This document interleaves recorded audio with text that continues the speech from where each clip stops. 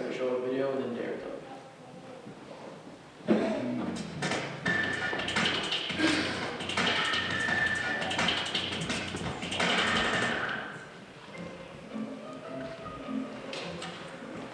Okay, sit that chair. All right, here's the deal. Marshmallow for you. You can either wait, and I'll give you another one if you wait, or you can eat it now. When I come back, I'll give you another one, so then you'll have two.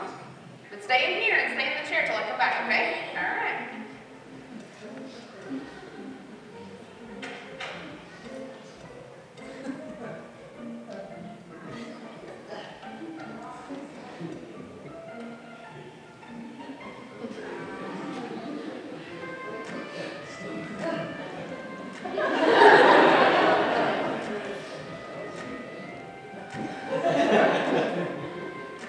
I'm gonna go do something, and then I'll come back.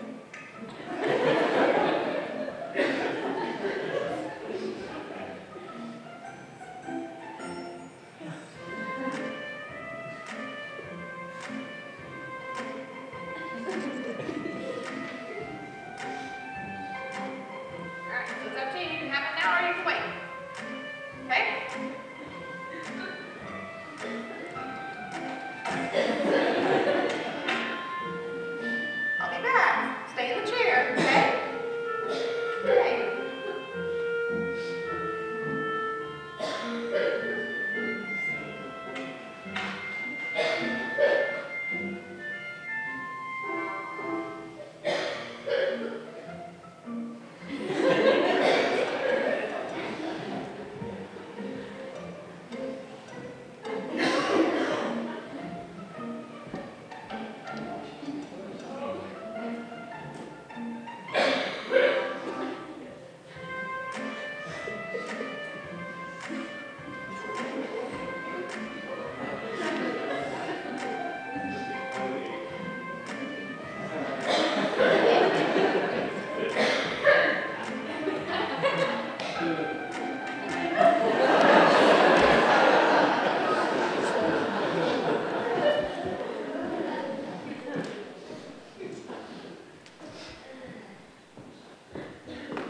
Well, good morning.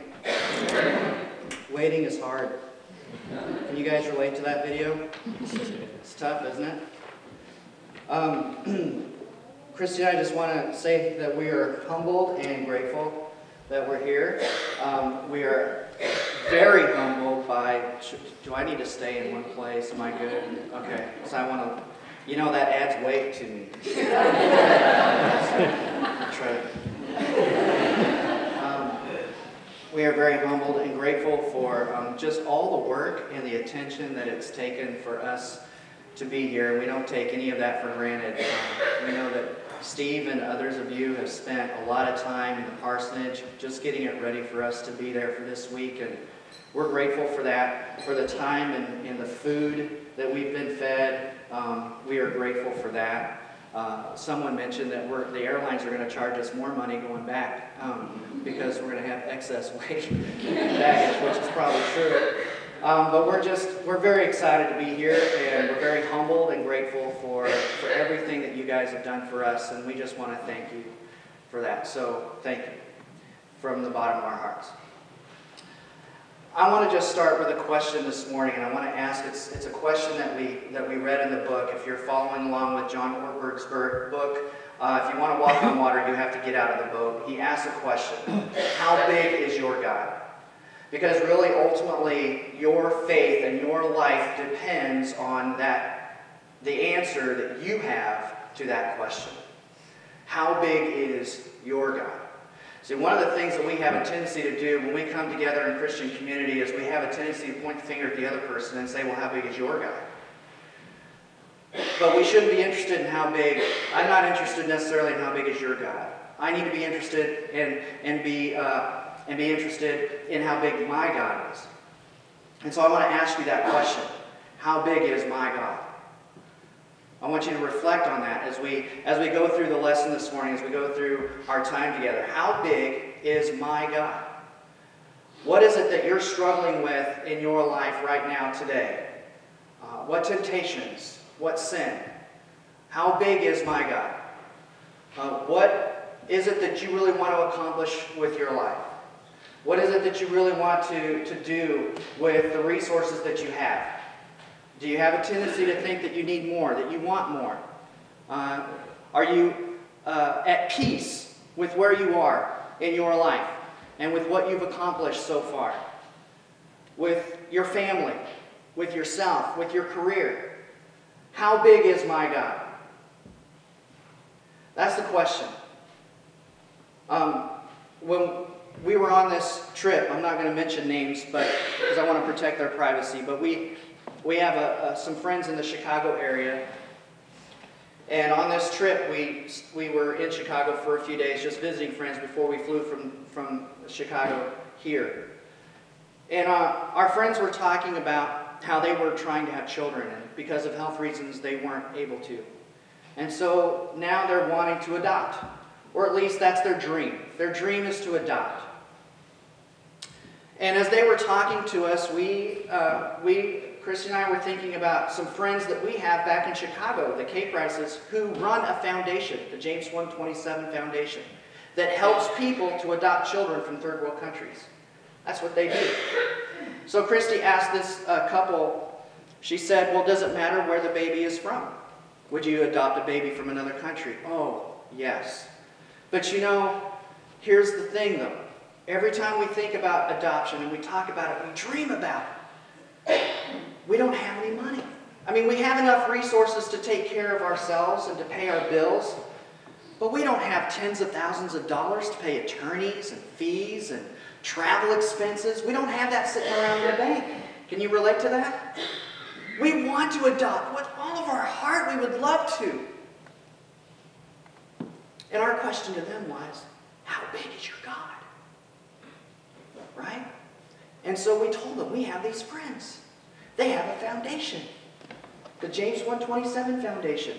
And its role is to help people like you adopt babies. Wow, they said. We had no idea that anything like that even existed. They were so excited. So that's right now that's going on. Right now, there is a couple in Chicago that are asking themselves right now, how big is our God? Every year I take a group of people to Mexico, or we have since we were at New Hope. We take anywhere between 30 and 35 people every summer to a children's home in a little town called Anahuac, Mexico. Even with all the violence that's going on in Mexico, we continue to go. Because Jesus has told us not to live in fear. There is no fear in love. We shouldn't be praying for safety and protection as much as we should be praying for, God, make me effective no matter where you want me to be.